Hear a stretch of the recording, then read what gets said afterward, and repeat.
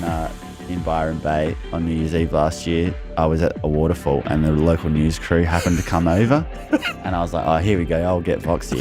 And I talked to them for like 3 minutes and the best thing I said, which they used on the news, was, oh, it's coming down like heaps.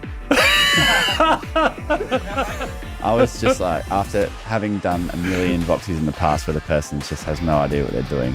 And then I got the chance and I just absolutely That was hilarious though, because I put it on the news and my girlfriend still says like, oh yeah, it's coming down like heaps. Welcome to Legends with Bevo. Thanks to Anytime Fitness Glenelg. Callum Macpherson, the host of Youngblood Men's Health Matters and former Channel 7 news reporter. Great to have you on the show, mate. What an absolute privilege. It's an honour to be here, Bevo. Thanks for having me on, man. Let's talk about your own journey, Cal, because you started off at Channel 7 in Adelaide, but before that you're in Townsville. You spent a bit of time in Port Lincoln and also in Port Pirie as well. And then you made the big decision to want to start your own podcast. I guess talk to us through your journey and some of the interesting things that you got up to when you're, in those regional towns and also with Channel 7 in Adelaide. And then I guess what made you decide to make that big call to go into podcasting? Yeah. So I did journalism at uni, and that whole time I was at uni, I volunteered at Fresh 92.7, the radio station. So I used to read the news a couple mornings a week there and got the opportunity while I was there to start doing my own stories as well. So just anything you wanted to do on Adelaide. Happening in Adelaide, and that was called Wavelength, and I really loved that. That was the first time that I realised that I wanted to tell stories, and that's what I'm really interested in. I was a kid who was good at English at school. Both my parents are English teachers, didn't want to be a teacher. So I've seen that a lot, actually. There's a lot of journalists that have parents who are teachers and then decide to use those skills for some other reason, but I think I can vouch for that. Both my parents were teachers too. There's a lot of that. So I was working at the radio station, and that sort of started to get me really interested in telling those stories. But I pretty much went my whole way through my degree without being set on being a TV reporter or going and getting into news. It's just one of those things that sort of happened. I think you can only ever take the step in front of you. And you never know what something's going to lead to. So doing that work at Fresh, I ended up getting an internship week at Port Pirie, went there, and then at the end of that week, the Port Lincoln journalist quit. So I ended up going and before I knew it, I'd moved to Port Lincoln, moved out of home for the first time at 22, moved town, started my first job, and I was living in a shack on a hill with no utilities after having a fairly comfortable life, getting cooked for by mum for all that time. So that was a bit of a wake up call. But you really grow by being thrust into those sorts of situations where it's sort of sink or swim. And if you leave home or go interstate or somewhere else, you don't really want to come back with your tail between your legs, sort of saying that you couldn't make it happen. So I had to find out like a lot about myself and a lot about the job as well, because they kind of get you when you have no idea just how much you don't know and just how much work that job's going to be, but you don't really have anything to weigh it up against. So you don't know until you start, and then later on you look back and realize like, man, I was doing serious work back then. So I was a video journalist in Port Lincoln. So that meant that I was the cameraman, the producer, the reporter, the editor, and I had to come up with 2 stories a day, which in a town of 15,000 people wasn't that easy sometimes. And it's a fishing town, so I pretty much, when I couldn't think of something, I'd say, all right, when was the last time I did a tuna story? Or when was the last time I did a kingfish story, or like an oyster story? So I'd just like shuffle through those a lot of the time. But no matter what, you had to come up with something. And it was just me. Like I had no colleagues, and you have to fill the bulletin and come up with that content every day.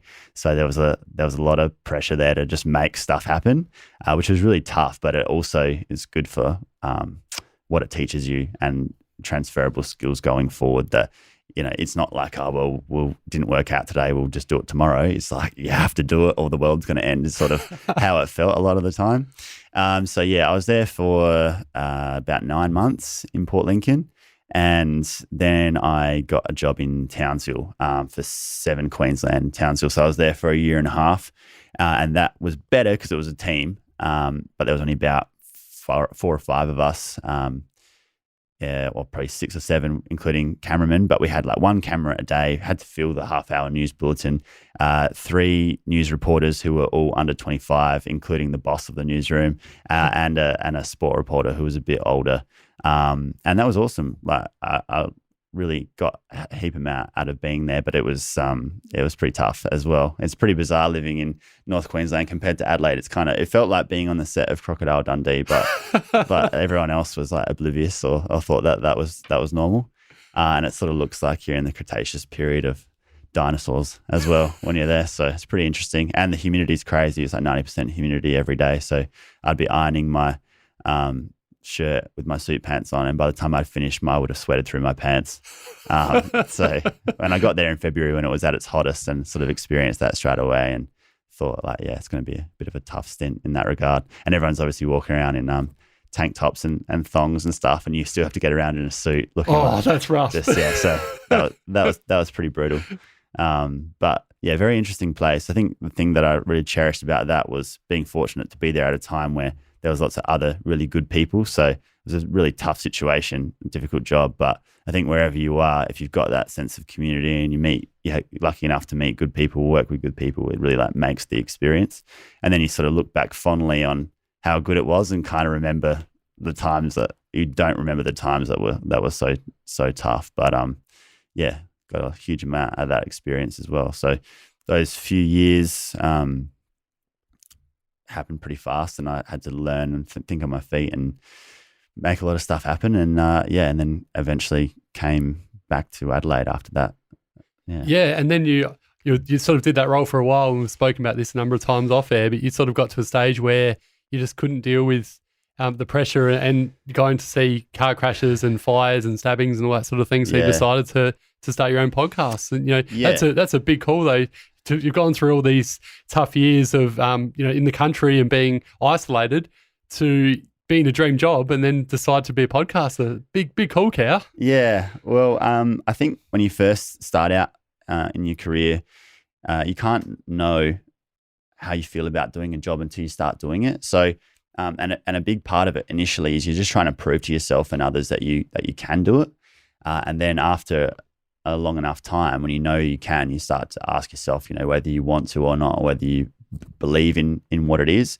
And the fact is that with commercial news, it's totally geared towards focusing on the negative, just because that's what gets views and that's what people want to watch a lot of the time, because of the way we're wired as human beings. We're meant to look out for threats. So yeah, every day it's pretty much go and find the most negative thing that's happening wherever you live and focus on it really hard. And often there'll be people there, obviously, who are distressed, whether someone's been assaulted or a house has burned down or there's been an accident. You never, like the cops, you're never really going anywhere nice a lot of the time. And you're sort of kind of like emergency services, although nowhere near as great as the work that they do, and also having to be first responders, it's not to that level, but you do sort of become desensitized to it and sort of block it out because you've got to go and do that job every day. But you're in sort of semi-dangerous situations a lot of the time, and you're having to push people and get stuff out of people who might be distressed or might be having the worst day of their life. And you can still do the job with compassion and integrity, which a lot of people do. But yeah, it's very intense, and it definitely does rub off on you over time. And I noticed that it really started to put me on edge in the rest of my life. And you spend all day wherever the worst thing is that happened, and you start to think that that's actually normal, or that's happening all around you, and it's really not. But obviously, you're getting sent out to that all the time. So, and I felt like eventually, after 4 years of doing it, and mostly doing overnight crime for the 2 years that I was in Adelaide, which was getting up early in the morning, going to whoever got stabbed, finding the people who saw it or knew about it, and then trying to drum a story up out of it. After doing that for so long, I just felt like it was starting to change me a bit as a person. Becoming a bit jaded in the way that I viewed the world and looked at people. And felt like I was becoming a lot more negative as well. I think that's sort of inevitable if you become whatever your environment is to an extent. And I didn't feel like that was me. Sort of was bringing me down a bit. So I wanted to find a way to tell stories because I love telling stories and talking to people. But I wanted to tell stories, mostly positive stories and stories that have a different kind of an impact. And then it was the tragedy of my friend passing away that spurred me to start up the podcast. And then that was happening in the background while I was still working for the best part of a year. But and then when COVID happened, I actually decided to give the news away and actually went on Centrelink for a few months with no job, and was still at this time paying a huge amount of my money to be able to keep the podcast going because, as you know, Bevo, it's not cheap. It's not cheap. So I was paying for that and no sort of job lined up, but just really love doing the podcast and running Young Blood, and felt like something was going to come of it, and just wanted to fully commit to it. Took that jump with some help from family and friends, and girlfriend who's very supportive. And it was a few uncomfortable months there of saying, no one's paying for this podcast and you don't have a job. What are you going to do? And me not really knowing. But I suppose that's when you find out if you're really passionate or not. And as you certainly have, I think it's one thing to say I'm passionate about something, I want to do something. But it's another thing when you're having to invest a lot of your money and it's starting to become quite uncomfortable. And it would be so much easier to give it away, and the initial motivation's worn off. I think that's when most people quit, if not before. But I wasn't going to do that because it means enough to me. So from there, ended up getting some sponsors for the podcast, which is really good. And it's a consistent battle to keep that going, and getting more and more people to support it and hear it and see the benefit in it and want to be part of it is really important and makes a massive difference in that respect. And then I now work at SAMRI, the SA Health and Medical Research Institute, as one of their storytellers. So basically telling those positive stories about medical breakthroughs and speaking to researchers and getting those kinds of yarns out into the public, which I love doing. So wonderful. It ended up being the best decision I could have made. But taking those sort of leaps of faith, they're called leaps of faith for a reason, because you got to have faith, and it's a bit scary. Yeah, I can totally relate to that, Cal, and absolutely well done to you. And you spoke about it before. You do have to have a passion for it. And I've spent thousands of dollars on mine, and my friends have gone, is this really worth it? When are you going to start making dollars? And I'm lucky like you to have a really supportive, or now wife, not girlfriend. But it's if I didn't have her to support me and stuff like that, then I don't know, I probably wouldn't be able to do it, because there was times there where I was also on Centrelink and not working and finding it so hard to find work, and end up having to do nude modelling and stuff to pay the bills. You got to pay the bill somehow. I never want to see that. You got to pay the bill somehow. So, but you are that passionate though. I mean, you live and breathe this, and you really love it. And I think that exactly same as you. Once you realise that, if you're fortunate enough to find whatever that thing is and be able to be in a position to make it happen, it almost feels like you don't have a choice. Like you really almost couldn't live with yourself if you didn't find a way to do it. Yeah, and I mean, true. I'm probably young and naive, but that's sort of how it's felt to me. No, that's great. Yeah. And well done for taking that massive plunge, but it's all paying dividends now. Let's talk about your year, because you've had some incredible success this year in terms of, nominations for awards, and you're killing it. You're one of the best podcasters with men's health around Australia and the world. Tell us more about it. Gosh, that sounds like a good rap. It is though. It's telling the truth. Yeah, so I was really honoured to win silver for Best Wellbeing Podcast at the Australian Podcast Awards, which was a real thrill, because I suppose, you don't do it for the accolades and stuff, but it does play a role in sort of validating that what you're doing is good quality and is getting out there and helping people. So that was a real thrill to win that.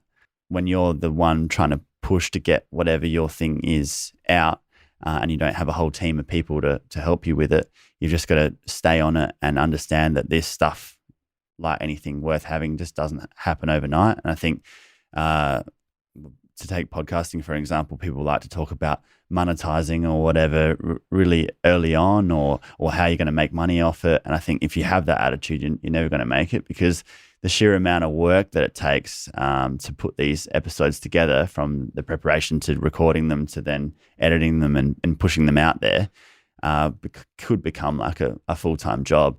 And if you don't do it for the right reasons, like anything, you don't really love it, you're just not going to go the distance, and you're not going to stay in the game long enough for it to go anywhere. I think you have to be prepared to sort of wait three to 5 years to see if what you're doing is any good. But yeah, getting the nominations and the awards was cool, because it's sort of evidence that it's not just your mum saying that it's good. Yeah. Yeah. No, well said. Everywhere, just everyone knows about Cal and your story. Tell us all about it for those people that haven't heard of it before. Oh, that's very kind of you. So Youngblood is basically just about opening up conversations around young men's mental health. So pretty much the show is me speaking to young men sort of under that 35. You might not quite make the bracket from around Australia who've just been through various walks of life and gone on all kinds of different journeys. And the point is basically to redefine what it is to be a man in the modern day, and what it is to have that masculinity about yourself, and actually change things from men don't talk, men don't show their emotions. We all keep it inside and close ourselves down, to actually it's cool to open up with each other and be honest. And that if we do that, we actually become much more effective partners, brothers, sons, friends, fathers. And that's really what it's all about, is showing other blokes that, yeah, there's so many people out there just like you going through similar stuff, and you got no reason to feel ashamed because you're not alone. So yeah, that's really what it's all about. And it started end of last year, so September 2019. And that was motivated by losing a mate to suicide earlier in that year, and really feeling firsthand just the impact of what that does to a community around somebody, and going through that pain myself, and then really understanding that there's just so many people going through something very similar, and just about all of us will be touched by suicide and certainly mental ill health at some point in our life. So as a storyteller by trade, I sort of started to think about what I could do with my skills to spark more of those conversations and have more of those chats, because it was clear to me that my friend felt like he couldn't fully open up. He couldn't share with me and others how he was really feeling, and by isolating himself and not feeling like he could share the load, that sort of led to disaster. So it's all about having that platform for men to feel comfortable to try and start to change this idea that we can't open up and be real with each other. Yeah, and it's so important, especially in this COVID world we live in this year as well, Cal. And obviously condolences about your friend. It's a terrible situation, but it's great that you're doing such good things now in his honour. Did you ever sort of notice certain things that he was doing to make you feel as though he was suicidal and that he had mental health issues? No. Obviously, hindsight is a hell of a thing, and that's what happens with these sorts of tragic situations, is people can drive themselves crazy going back over and over in their minds what they should have said or what they could have done or what they didn't notice. With my friend, I did notice that he was struggling, but never to the extent that he would have done what he did, nowhere near. So I think that's the scariest thing about suicide and mental health issues, is that people are so good at hiding it, and it so often can be someone who seems like they've got it all sorted out on paper. It's not the typical, here's a no-hoper who's got no chance in life and is given up. It can be the person who's got a great job, got an amazing attitude, got great family and friends, and yet on the inside they can be just hiding this sort of monster, and be so good at making sure no one else sees that. So I think that's why it's so crucial that we check in on every single one of our mates and people that we love in our life. It doesn't matter how good you think they're doing or what it looks like on social media. Everyone is on that continuum of mental health, and we all need to make sure that we're checking in and looking after ourselves and each other all the time. Absolutely well said. And obviously this year with the COVID situation, we're seeing people having such terrible times with their mental health and people losing their jobs left, right and centre. It's just, and obviously people not being able to see their families. So it's a worse situation we've seen in a long time. Yeah. What sort of advice do you have for people, Cal, that are going through some tough times and doing it, tough with whether it be losing jobs or whether it be, not being able to see friends and family and that sort of thing? Yeah, I guess people are going through such a broad spectrum of challenges this year, and going through the whole COVID situation isn't the same from one person to the next. So I guess subjectively, it's pretty hard to give advice necessarily, but what I would say and what I do think is really important, and that something that we can all contribute to, is just kindness. I think we can all be a bit kinder to each other. And I hope that that's something that comes out of this, that we start to treat our fellow man with a bit more kindness and just have compassion for what we're all going through, and understanding that you never know what someone else's situation is. And I think that COVID's really brought that to or highlighted that, because people know that everyone's going through something, everyone's struggling. And I think that means we need to be able to really support each other and have more compassion and not let ourselves get in the way and thinking we're the only ones who are important, and shoving people out of the way to get your Christmas shopping and that sort of thing. So I think kindness is a big one that we can all practice.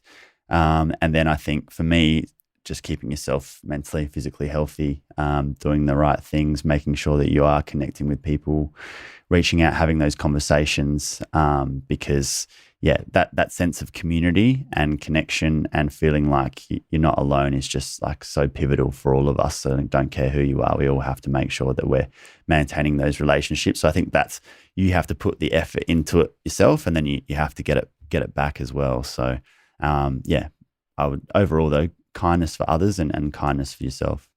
Yeah, it's an interesting one, the kindness thing, because happy to admit, Cal, I had a pretty tough time in high school, and obviously I've turned my life around now, and it's a positive situation. But I just feel for people now that are going through tough times at school, and then you've got cyberbullying as well to go with it. I just can't imagine how difficult it must be for those sort of people in high school that are dealing with those double doses. Like, it was bad enough having to deal with bullying in high school, skinny little kid, squeaky voice. It was so difficult, but I had a supportive family, but there's other people out there that don't have that same kind of thing. And thankfully I didn't have to worry about social media. Like they're going through tough times at school. Can't get away from it. Exactly. Yeah. They're going home, then they're having to deal with it on social media. You've got all these trolls and these other idiots as well. It's just, so what sort of advice do you sort of give for those sort of people? There's just heaps for young people to navigate these days. And I think, we've got to have sympathy for this world that they're being brought up in. And I was fortunate enough to have pretty much got through my teenage years before social media really became like a mainstay in society. I was sort of getting towards year 11, 12 when people sort of had Facebook, but it wasn't like you're 9 years old and you got Snapchat and you're on Instagram worried about how you look as an 11-year-old girl or boy. Young people these days are just, for the first time in human history, facing something so unprecedented in that regard. I do some work with schools, with middle school boys, just about healthy relationships and what they're doing online and masculinity and those sorts of things. I think although technology's changed a lot in terms of the pressure on young people and the fact that they just don't get a break from it, the things that they need and we all need are still the same, which is that sense of belonging and friendship, and they can still get that, but it's just difficult sometimes to get away from it and get a break. So I think just closing down, getting off it when you can is important. It's okay to be honest about how you feel with your feelings, and if you're getting picked on, talk to your friends, talk to your family, say this is not right. So that's what it's all about, isn't it? Well, Especially that's in it. Yeah, 2020. and we want to get to.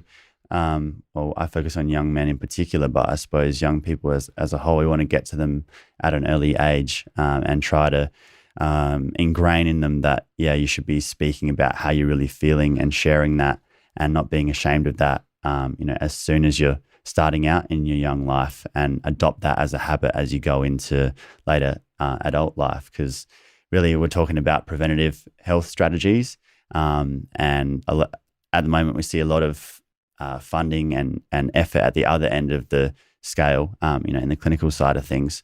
But that preventative health, if we can get better at educating our young people from a really young age and making them feel comfortable with themselves, and really putting a huge amount of resources and effort into changing that mindset and mentality from a young age, then we're going to avoid a lot of problems further down the line.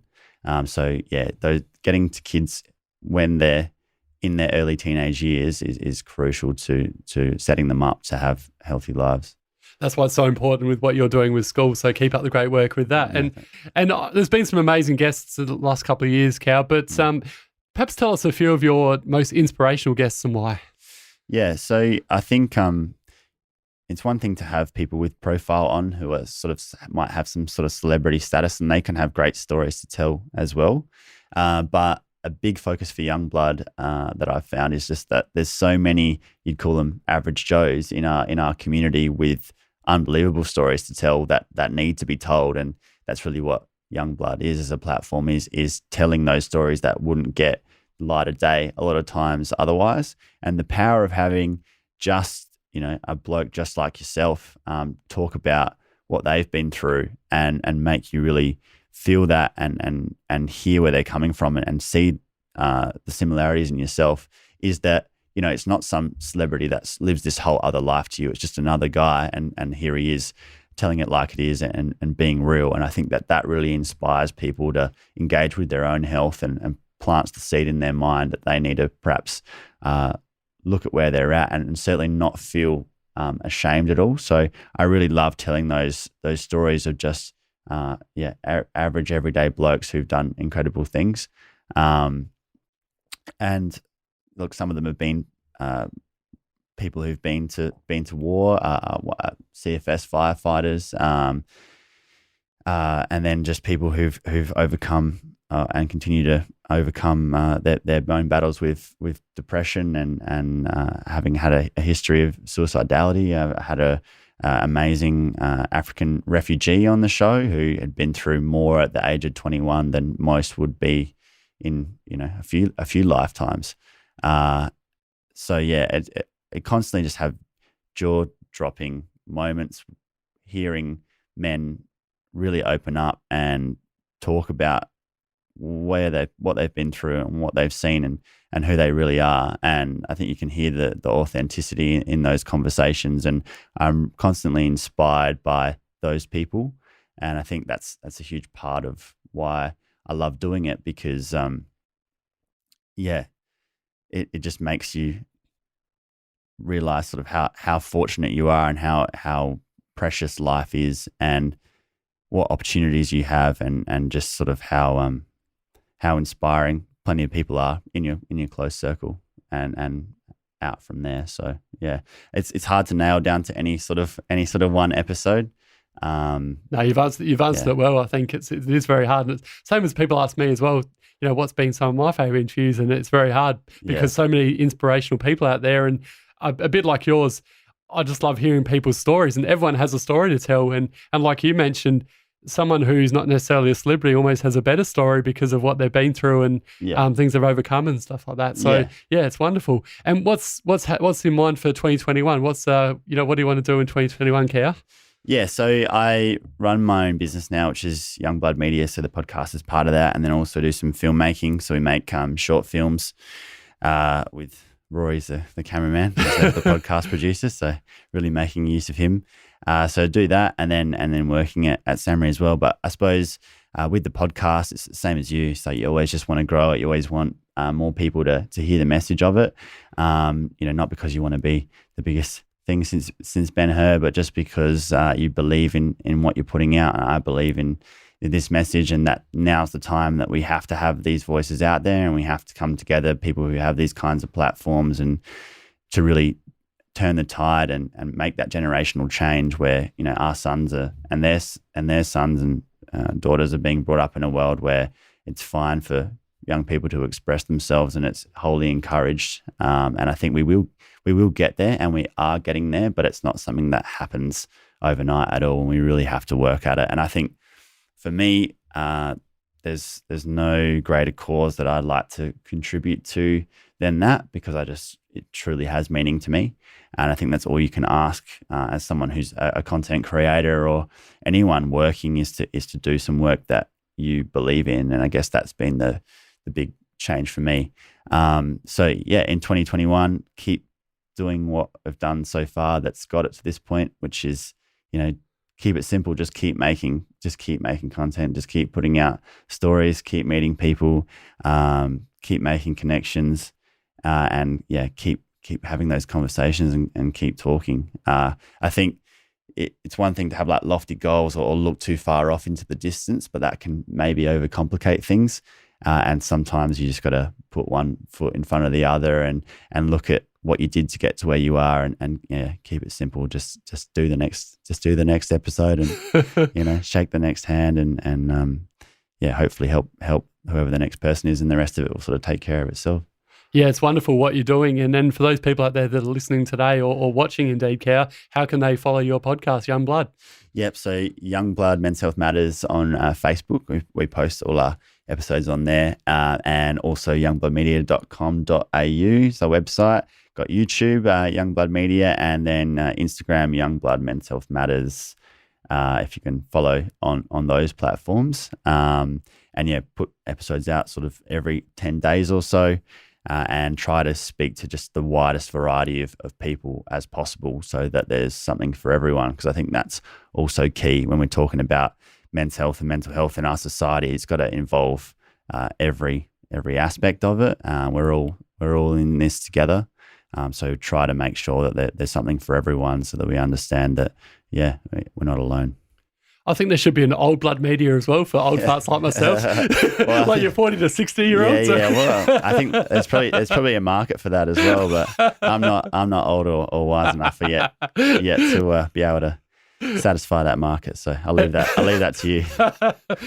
No, all jokes aside, thank you so much. Love all your work, Callum, and you know, it's been really interesting hearing and seeing your journey so far these last couple of years. And thanks for everything you've been doing to help me out as well with my podcast, Legends with Bevo. And look forward to keeping in touch. Yeah, thanks, Bevo. It's a real honour to come on and be interviewed. It's funny being interviewed when you're usually the interviewer. But yeah, it's really humbling that you're interested to chat to me, and hats off to you for your persistence and not giving up with this, because yeah, it takes a lot of guts to keep it going, but I'm sure that you will, because you got that twinkle in your eye. Thank you. You're definitely a legend in my eye, mate. So thanks again.